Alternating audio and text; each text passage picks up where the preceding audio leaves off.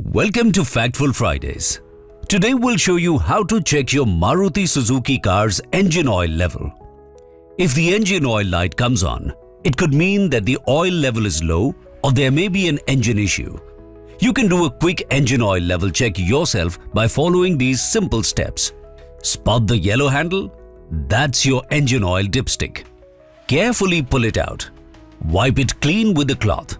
Insert it fully back in. And then pull it out again. The oil level should always be between the upper and lower marks on the dipstick. If the oil level is low, or if the warning light stays on even after the oil is within the minimum and maximum range, always visit your nearest Maruti Suzuki Authorized dealership. Our experts will inspect the vehicle or refill the engine oil with the Maruti Suzuki recommended grade and quantity, ensuring your car stays healthy. Want us to cover a specific topic? Drop your suggestions in the comments and you might see it in the next episode of Factful Fridays. Stay tuned, stay informed, because we are always by your side.